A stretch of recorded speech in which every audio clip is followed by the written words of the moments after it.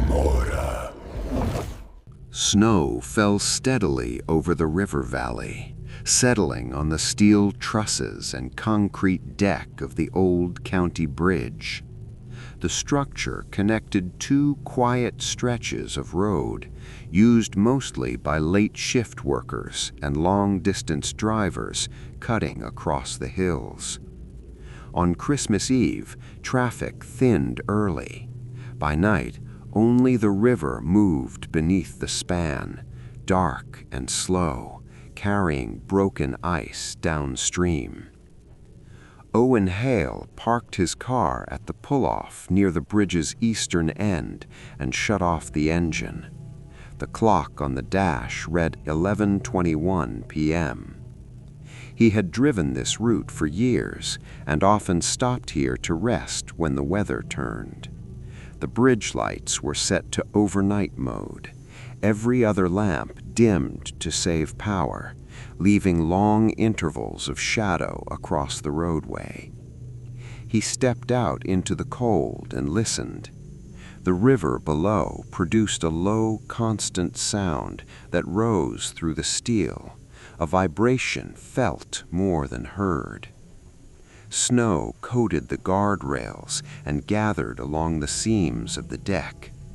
Owen walked a few steps onto the bridge, boots compressing the fresh layer with a soft, familiar sound. Halfway to the first light, he stopped. Something crossed his awareness, not as motion, but as absence. The space ahead felt occupied, without showing a form. He waited, eyes adjusting to the alternating bands of light and shadow. The bridge stretched empty in both directions. No headlights approached, no figure stood near the rail. A faint movement passed across the surface of the snow near the center of the span. It resembled the path someone would take while walking, yet no sound accompanied it. Owen watched closely. Footprints formed one by one, evenly spaced, pressing into the snow with clear weight. Still, no footsteps sounded. The snow remained quiet, undisturbed by any noise. The prints moved forward several steps and stopped beneath a dimmed lamp. Owen felt the air cool further, as if the bridge itself drew heat away at that point. The river's vibration shifted slightly, aligning with a steady rhythm that matched the spacing of the prints. He stayed where he was, breathing slow and controlled. The footprints did not fade. Snow fell around them but did not fill them in. They held their shape, precise and deliberate. Owen remembered a story he had heard years earlier at a gas station nearby. A driver had crossed this bridge late one winter night after a storm. Witnesses later said the car stopped suddenly near the center. When responders arrived, they found the vehicle empty, door open, engine cold. Tracks showed the driver had stepped out and walked toward the railing. The footprints ended there. No body was found in the river. After that winter, some drivers reported seeing tracks on the bridge with no one making them. The prints ahead of Owen resumed their movement. They continued forward without sound, crossing into the darker section between lights. As they moved, the snow beneath did not compress in the usual way.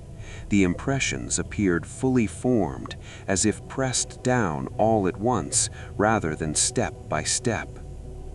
Owen followed at a distance, keeping his own steps slow. His boots made sound. The contrast unsettled him more than the sight itself.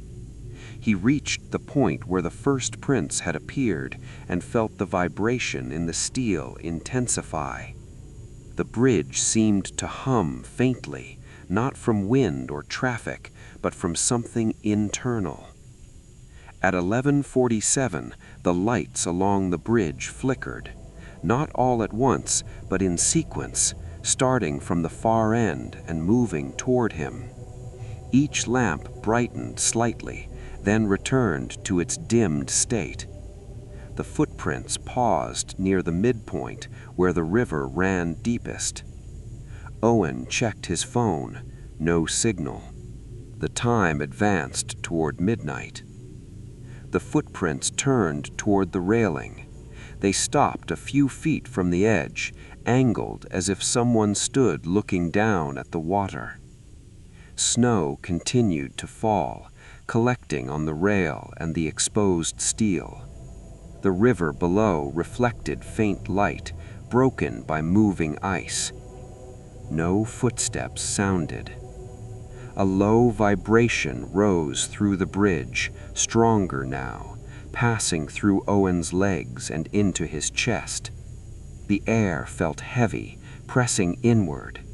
He sensed a tension without direction, as if the entire span focused on the silent figure implied by the prince. At 11:59, the bridge lights held steady. The river's sound dropped to a near hush, not stopping, but flattening into a uniform tone.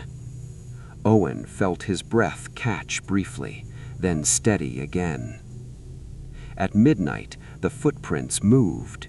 They stepped closer to the railing, then stopped. The impressions deepened, as if additional weight pressed down. For a moment, Owen thought the snow at the edge would give way, but the prince held. The vibration peaked and then slowly diminished. The footprints turned back toward the road. As they moved away from the railing, the impressions behind them filled in almost immediately. Snow flowed into the spaces, erasing the path in reverse order. The soundless steps continued toward the eastern end of the bridge, retracing the route without leaving a lasting trace.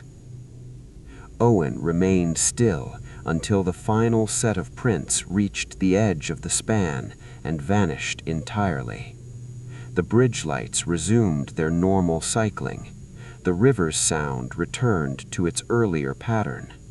Snow continued to fall, smoothing the surface into an unbroken sheet.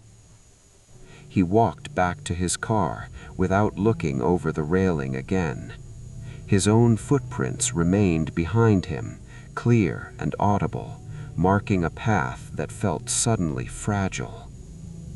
The drive home passed without incident. When Owen crossed the bridge again weeks later in daylight, there were no signs of disturbance. Maintenance crews reported nothing unusual. The river moved as it always had. Each winter, after heavy snow and near midnight on Christmas Eve, drivers still reported silent tracks crossing the bridge. No footsteps accompanied them. No figure ever appeared.